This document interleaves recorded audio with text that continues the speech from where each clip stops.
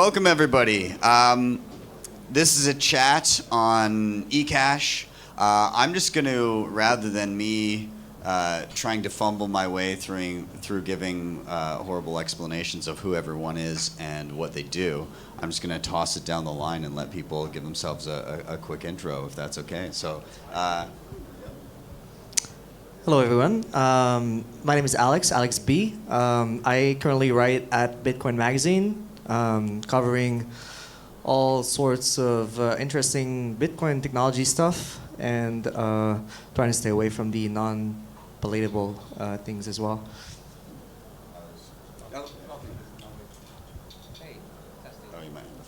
Testing. Hey, my name's Eric. I'm a UX designer, and I'm focused on designing for Ecash. And I'm kind of very much heads down in the Cashew protocol. Hi, I'm Adam. At Blockstream, we did a few different Ecash-related things, kind of Fedi precursor that Greg Maxwell worked on many years ago. And we did some of the early protocol work on Fedi and some new ideas as well. I'm Kelly. I'm your friendly neighborhood hacker. I'm a Bitcoin developer, and I work on Cashew, an Ecash protocol built on top of Bitcoin. Awesome. Now, before we dive into kind of right into the discussion, I do want to kind of get a gauge on the people that are in the room right now. So how many people, number one, are familiar with the idea of Ecash or, okay, so, all right. And now, how many people in the room have actually used Ecash themselves? Okay, all right. So my first question is, how satisfied are you with those numbers in this room right now, seeing how many people have played with Ecash? Is that pretty gratifying to see? It looks like a lot, yeah. Pretty solid. Yeah, interesting. It's actually pretty incredible because I think 1 year ago, that would have been like 5 hands or so, I think. So we made big leaps already in a very short time. Yeah, interesting. Yes. Well, maybe we start there. So maybe really quick, who wants to tackle just the quick benefits versus trade-offs in a nutshell? Of Ecash? Yeah, so I guess the original Ecash was David Chaum's, which has a lot of similarities to the current ones. They're just using more modern technology. But that one was centralized, so there was a single server, so a bit like the Cashew architecture. And it's very private, so that's the positive. You can't audit it because there's no published information, and actually it's difficult to audit it because of the privacy. So the server could potentially issue more, and it would take you a while to find out. And that's the trade-off, basically. And another kind of side effect, which could be positive, is that because there's no way to audit it, there's no audit data, there's no blockchain, so it's very scalable. You can make it very fast. Nobody has to download anything. But that's the trade-off. Can I just add? I think that Adam's right on the technical trade-offs, but I think from a user experience and from a design trade-off, Ecash represents a lot of positives. So it's Ecash, it's electronic cash. It's not TCP IP, cash that requires an internet connection. So it's the closest thing we have to being able to give someone cash that mimics the real-world experience. Because with Ecash, you don't need an internet connection to transfer this. You can just send it via SMS or Bluetooth. And I think that changes the experience. It's just a piece of data that you're sending electronically. It doesn't require you to send it to broadcast it or have a miner validate it. The redemption does, and that's kind of part of finalizing an Ecash transaction. But that experience of just handing Ecash to someone, the push UX, I think is something that is worth exploring. I mean, you could do that with Bitcoin, right? Some of the tools, what is it called, Mule or something, by the Samurai wallet guys. They had I think it was them. They had a way to create a Bitcoin transaction and save it, and you could like put it in a post, put it in SMS. Somebody made an SMS gateway, I think Stick, the CTO at Trezor made a SMS gateway. So Bitcoin transactions have that effect, right? You could send them. Of course, you might get double spent, but they're similar, right? Yeah, I think the moment you introduce an element of trust, there's a lot you can do there. Just perhaps quickly from like a more philosophical perspective, which is something that I've been exploring quite a bit, is like I think Ecash is interesting in the fact, and the benefit is that it requires us to think how do we actually organize trust in a Bitcoin paradigm. It's a fundamental mind shift from the notion that, you know, I think every Bitcoiner came to Bitcoin with the notion of like, don't trust, verify. We know nowadays, and we know specifically today, that this doesn't quite scale from a global user's perspective. And Ecash introduces a lot of different elements where we have an opportunity to organize, you know, payment functions and financial services in a way that is more commoditized and perhaps introduces a level playing field for people to provide those services, and certainly create a system that's more, albeit trusted, more I want to say like egalitarian, or more, almost kind of like more or less. You don't have to rely on the large corporations. You know, I think payment, generally speaking, should be more local. There's no reason why we need multi-billion-dollar companies to start forwarding payments. And so this is kind of like one of the things that I'm more interested about. I think it's nice to add here that Ecash in itself, I consider really not so useful before Bitcoin. So since we're making the distinction here, it becomes extremely useful once you have that base layer money that was invented by Satoshi. So Ecash has existed since the 80s, and it hasn't really picked up.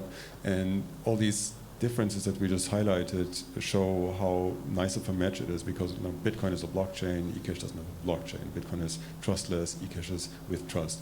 Bitcoin is slow, Ecash is fast. Bitcoin is heavy, Ecash is lightweight. So we have all these differences that kind of like a match made in heaven come together once all the base layer was developed that we have in Bitcoin. Lightning was there. So Lightning is also a condition for Ecash to be actually useful, because otherwise you're just going to be very slow in pegging in, slow in pegging out. So with all the culmination of these effects and being able to make microtransactions on Lightning itself, it allows you to just try it out with 100 Satoshis, and it's going to give you this incredible experience. And so I think that's why we're seeing all these things, these puzzle pieces fall together right now. I have one more quick question for everybody in the audience. Generally speaking, with Bitcoin, how many of you are just transactionally doing multiple transactions per day right now? I'm curious. Okay, so few. How many are doing multiple transactions per week? Per month? Much more? Okay, all right. So I'm just kind of gauging like how, you know, how many people are still kind of in that it's a savings mechanism versus a day-to-day transactional, and maybe not as many people are as insane as myself living on Bitcoin primarily, but I do hope that we can get there, and so I wonder how you guys think we're doing in that realm in terms of it becoming safe and relatively reliable, because right now you know there's mints, and it can be difficult to choose a mint. It can be difficult to you know, understand how trustworthy that mint is. So where are we with that right now? I think we're seeing, I mean, in the case of Cashew, we see a lot of grassroots adoption. So you'll find like dozens of mints run by people that I don't personally know, but some people who use those mints know those people actually. So there's local communities where there's trust that I don't share, particularly, for example, with the operator of the mint, but some people do. At the same time, we're also seeing that more, you know, let's say, well-known entities who have already some standing in the Bitcoin ecosystem because they've built products in the past years, are starting to be interested in running Ecash mints and developing products on top of that. And I think that will be a big push forward when we see, you know, these institutions, companies with an address where you can, write a letter if anything goes wrong, for example. I think that's the next big step. I also want to mention with Fedimint, you have a higher standard of security there because it's a federated system, so you don't rely on a single entity. Of course, again, you have to make the same choices or very similar choices in whether you want to trust that federation or everyone in that federation or so. But I think generally speaking, it's very good that we're trying to level the playing field and trying to distribute this across the planet as much as we can. There will be failures along the way, but I'm already seeing in this nascent state, still seeing market forces already playing out the way they should. So I'm very optimistic on that. I think Ecash mints, even if they're very small, with just 20 users, will be useful already in the perspective of making payments possible. Does anybody else have any thoughts in regards to kind of where we're at currently, things that you'd like to see in the near term, improvements to the general ecosystem? I could say that one of the things that I think will help tremendously is something that's coming to Cashew, which is multi-mint payments, because one of the biggest risks is that, especially on Cashew, you're trusting a single entity, a single mint, but you can try to make your experience using Cashew a little bit more decentralized by spreading your sats across multiple mints. And with multi-mint payments, when you make a payment, you can now just, in the future, ideally set it up so that it evenly takes X amount from each mint and then balances whatever allocation that you set for each mint. So this is a way for the user to mitigate what is one of the most dangerous risks of Ecash, which is the centralization aspect from the mint perspective.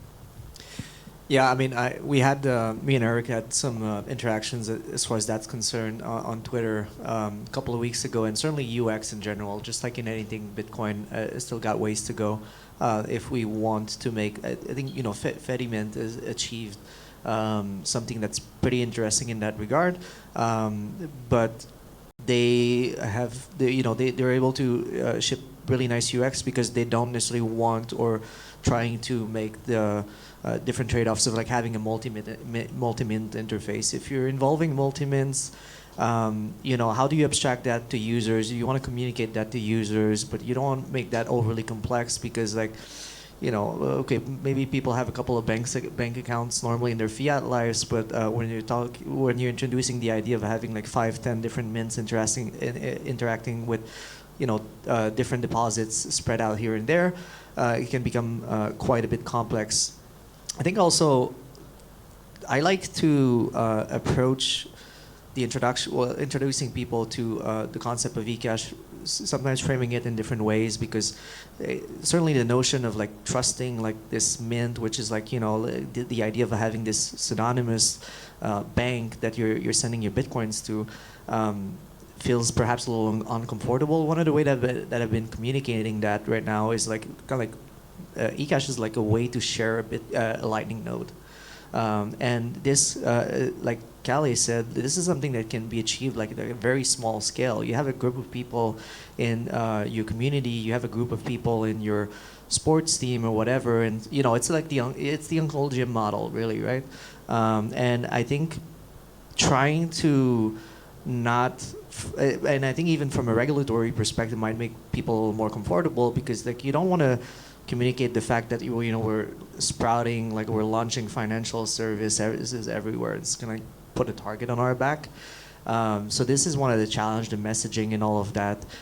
Certainly, being very clear also about the trade-offs. For some reason, although like I don't know any sort of Ecash advocate that hasn't been very honest about the trade-off, but some people say that we aren't, so I think it's always kind of like worth emphasizing the risk here. Yeah, I think there's another dimension to the trade-off as well. So you've got the single server mint and then the federated mint, and the federated one, it's a threshold, right? So and I guess it's a defined threshold that people are going to accept a coin transacted if they get 3 out of 5 signatures or something, and then unless 3 collude, two hostile actors can't move the funds. So that's already an increase in security, And then the other dimension of it, as I was saying, is the introduction of HSMs, hardware security modules. So we have that in Liquid. I think Rootstock has them too. I'm not sure what equipment they have, but the point there is that you can have some software installed in a hardware security module that's assembled by a third party, and then the Mint software runs in it, and the operator of the Mint software, they don't have the keys are generated inside the hardware, and they can't change the software, particularly if there's remote attestation, which means the hardware manufacturer set it up so that it will provide a signature attesting what software is running in it. And then as long as there's not like a 0-day exploit where somebody can hack the server of the network, then even the operator of it can't override what it's doing. So how Finney's RPAL operated that way, as the first person to try to combine trustworthy computing with an electronic cache server. And Liquid is using HSMs in a federation, but those could be made available and people could program them for other purposes like this. Even Just quickly, I mean, because I think there's a bit of caveat to that, and there's an evidence to this over the last week, where like the distribution of keys in like a multi-signature setting is not necessarily always kind of like an evidence of more security, right? So we saw the event with BitGo, where like BitGo's always been like the single signer for their WBTC wrapped Bitcoin product on Ethereum, right? And what actually happened when they introduced another party, which they would suggest that it's going to distribute the signing set of the custodial BTC on it. Sorry to talk about Ethereum, but anyways, there's an example where they introduced another signer to the mechanism, but that other signer is like Justin Sun, and so very quickly people were like, whoa, like we would much rather trust BitGo because BitGo is a known quantity. We've trusted that entity for years. They're regulated U.S. business, and the other thing as well that I've seen some screenshots of like some of the new Fedimint communities that are created, and the one thing is that you cannot actually verify that. You can say like, oh, there's 3 like signers in that federation, but you don't actually know whether or not like it's a single person that might be operating those 3 signers. So it makes, and I think the reason why I think most Fedimint generally are not necessarily concerned about this is that Fedimints are built to operate in a physical world of a community, right, where you can perhaps more sort of assess in a more trustworthy way. Like you have individual actors, individual leaders in the community that are like, yeah, I'm actually the one running a node. You're not just trusting a screen on your mobile phone to be like, yeah, well, there's 3 guys. I guess like it's more secure than 1 guy. So just a caveat there. So, do you think that's how it's gonna play out though? Because I feel like regulatory-wise, it could be scary to be a guardian. It could be scary to be an individual Mint runner. And so I feel like we're in a place, or we're going to get to a place where, yeah, there's this ethos of don't trust, verify, or if you have to trust, like verify who you're even trusting. But in order to avoid that top-down risk, you by its very nature, you can't reveal who is actually hosting, like who is a guardian or who is running the Mint. So how does it just become like is it a matter of establishing reliability over time, like a reputation-based thing?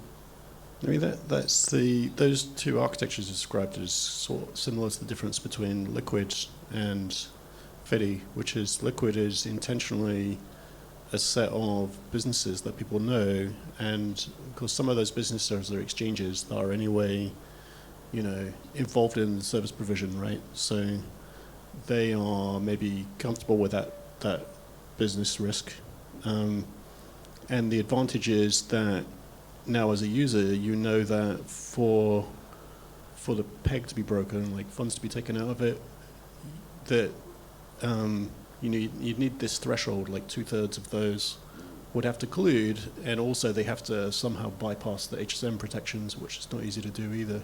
So, but there's a flip side to that, right? Which is if there's some kind of massive global ban or something, well, all those guys are identified and they'll be stopped quickly, right? So that's the trade-off.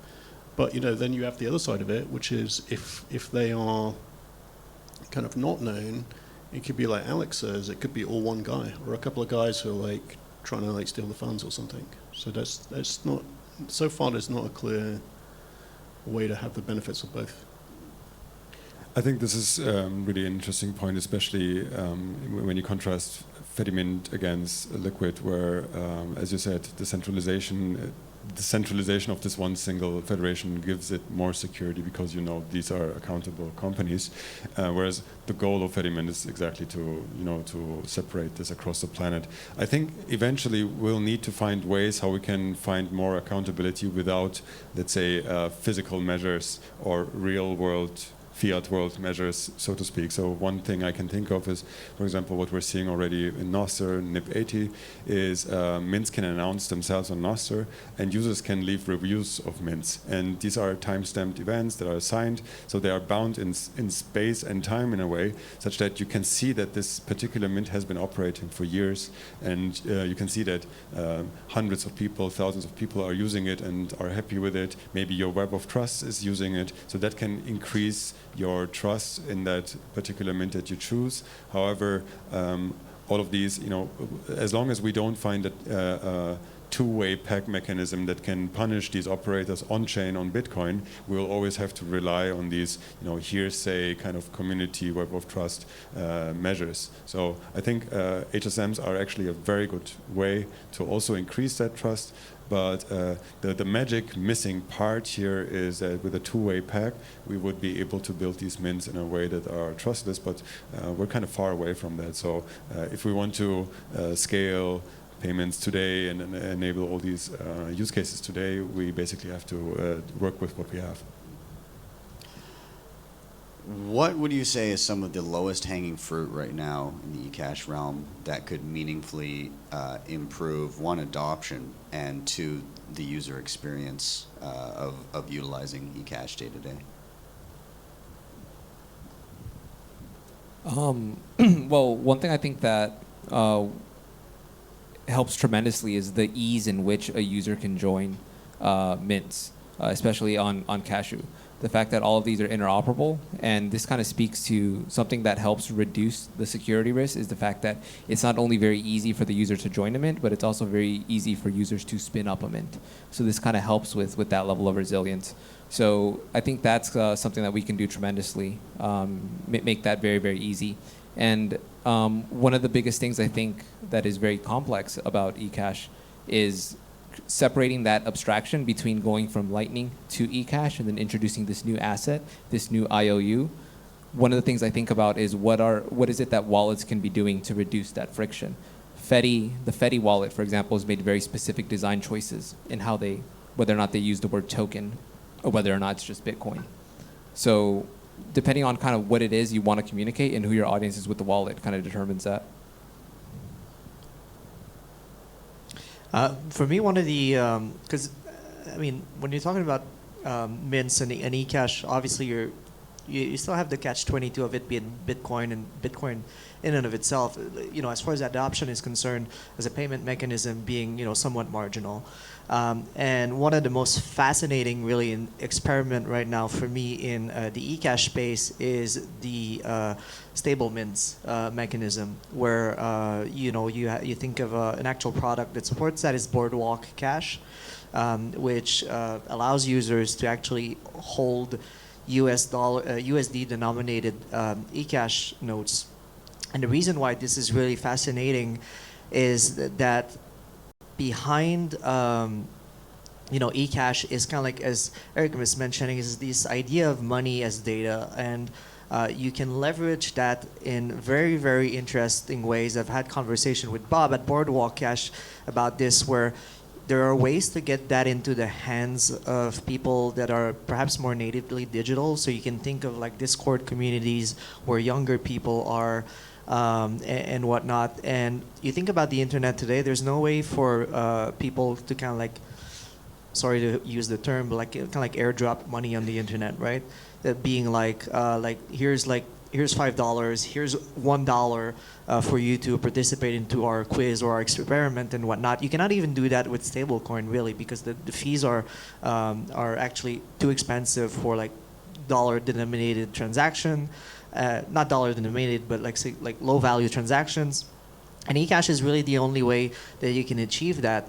And I think when you're talking about like a natively digital, younger Gen Z generation with all of those games that they're playing and whatnot, they're used to dealing with those kind of like game currencies and whatnot, where they have some certain confidence that it can, be withdrawn to actual material money. But they're not like it's not like you're asking them to trust their life savings to this. So for me, the perspective of being able to mint US dollar denominated eCash notes and spread that around in a lot of those communities is fascinating, because the worst thing that happens is like the mint rugs and whatnot, and they lose their funny money, like game tokens and whatnot.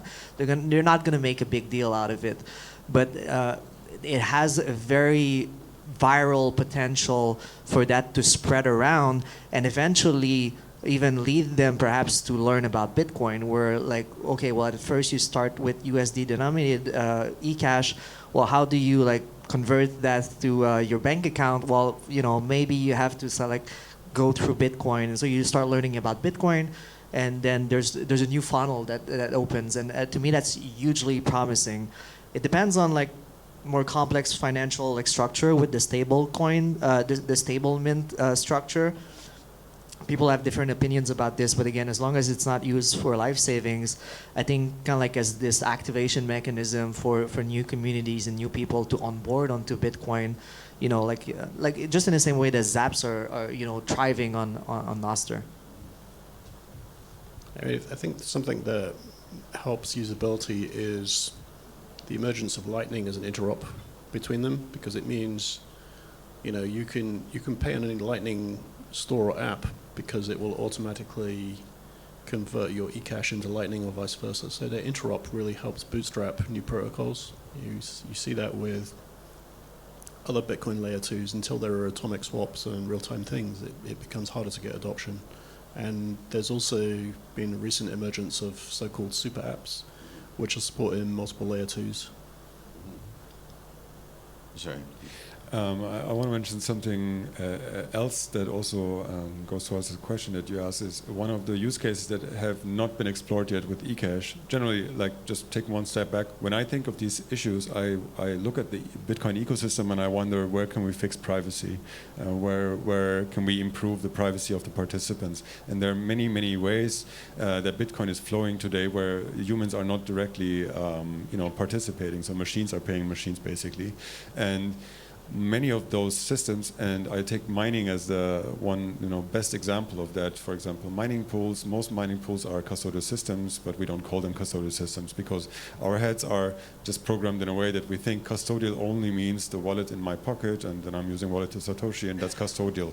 But there are many business relationships basically where the payer hasn't paid yet before getting, although they got the service, or the other way around, that you get the service first, that you pay first and then get the service later in 30 days or something like that. So all of these relationships are in nature custodial, and we can improve the privacy there. Mining, I think, is one of the best opportunities that we can improve the privacy of the entire ecosystem, where if you participate as a miner in a mining pool, you get the promise to be paid out at the end of the week or whatever, once you have mined enough Satoshis, and these are all kept in a database. I think we can all agree that a mining pool would be better where an individual miner is not being tracked, their rewards are not known to the mining pool basically. So this is one way where you can add eCash to the entire flow of the payments, where no human is really interacting with the system, but you're still uplifting everyone participating in Bitcoin without introducing new compromises.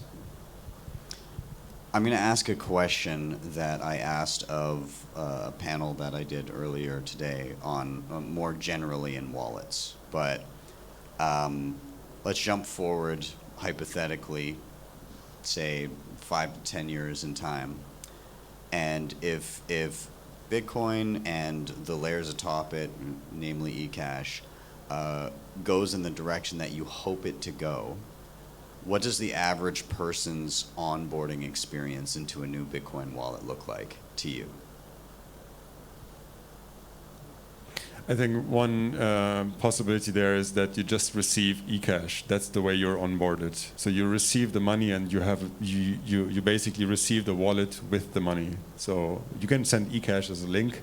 You press the link and it opens up a new Bitcoin wallet for you, and that's how you can spend. In what I would like to see in 5 years is that we can replace most of the custodial wallets that are being used today, and I'm guessing like many people, for example, buying food here in the food trucks, use custodial wallets for that.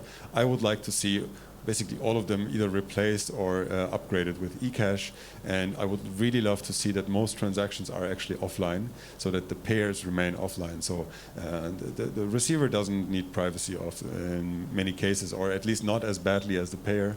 So I would love to see people buying food at these trucks here at Baltic Honey Badger by sending eCash directly from their device to the merchant's device without leaving any traces on the internet. I think there's so many opportunities, but for me, it comes down to probably Nostr. In several respects, I think Nostr and eCash is a sort of marriage made in heaven. I think Nostr is the fundamental layer that can be used to provide this social graph, this reputational system where you start using eCash, you have a network of people that have onboarded you onto Nostr first, and you're able to assess through your existing social graph which mint you might be willing to trust. And also, kind of like on the back end, there are also very, very interesting development in Nostr right now going on with, for example, Frost signatures, where you're able to, and obviously like the nutsack paradigm, which is this this idea, right, that your eCash, I think like going forward 5 years from now, your eCash wallet is essentially tied to a derivation of your Nostr INSEC. So you can have your eCash balance with you everywhere, every service you go on the internet. It always follows you everywhere. And something else that's future looking but extremely potentially powerful is that we know now that we can do conditional payments with Nostr, meaning that we can actually do not with Nostr, but with eCash. So we can actually have eCash smart contracts. And the interesting thing there is that, well, maybe you have like maybe you can have like an eCash vault, right? Because one of the trade-off with that perhaps we didn't mention with eCash is like it's custodial, but you still have the problem like having to keep a backup, otherwise you lose your money, right? So the potential of having programmability. And with different, perhaps, maybe it involves some more trusted requirements, but there's a completely unexplored, you can do this DLCs with, as long as you trust the mint, as long as both two parties or multi-parties trust the mint, there's a world of possibilities that open up in terms of like being able to program contracting capabilities on top of eCash. And so like in 5 years from now, you were going to have all that stacked up together. And to me, eCash is really like, yeah, it's a cash wallet equivalent of in the digital world. Like I foresee very little people actually not using anything but eCash in their day-to-day lives for many different reasons. But yeah, that's the way I see it. I'm a big fan of when digital services or digital products or digital experiences mimic things like in the real world. I recently read about the inventor of copy and paste and how he took this idea from an old newspaper thing where they used to cut and then paste. Then he ported that over to the internet. We cut and we paste. So when I think about the experience of paying with cash, paying with physical cash, there's this kind of handoff here. And I've been reading that Apple is going to break the wall on NFCs and let developers experiment more with NFC. And I'm very, very excited about how that can change how people interact with eCash. Since you're just pushing pieces of data to each other, I would love to see an interaction that is very simple, very similar to physical cash, where we're just pushing and then our phones are receiving that. I think that's very natural. I think when people experience that, it'll feel a little bit more magic than downloading a wallet and clicking on these buttons, but just this very, very human experience of just tapping. Yeah, I mean, I think one of the areas where it's less clear how to improve the wallet experience is the backup. Like, if you lose the seeds, you lose the wallet. So you've got some cash in your wallet and you drop it in the street. Well, too bad. Nobody's going to help you with that. So, and then people just don't back it up, right? And then their phone breaks and they didn't realize. Like, there's an understanding gap about public key cryptography, right? And the usual way that people interact with banks is if they mess up, they call their bank and they help them. So they think intuitively that they can contact the wallet author and they're going to be able to help them or something, and that's really not the case. So, you know, what you can do about that, but you know, one potential avenue is to have a time lock so that if they mess up, there's another way to get their money back. Unfortunately, the hard part is, you know, how do you tell who it was? Is it really the owner? And so, you know, one way to do it would be to, you know, ask them to scan their passport when they set up the wallet. And of course, they don't want to do that because of privacy. But then if they lost all the keys, and after a time lock, you know, some service provider, they could come with like some notarized documents to prove who they are, and that service provider could give them the coins back or something, or give them some like alternate access path without seeing the coins. But people don't trust that. They don't want to give their identity, and so there's no insurance policy. So that's kind of self-custody usability challenge. I'm conscious of time here. We do have to round this out, so I guess we'll end on that. So I want to offer a huge thank you to everybody in the panel, and let's give them all a big round of applause.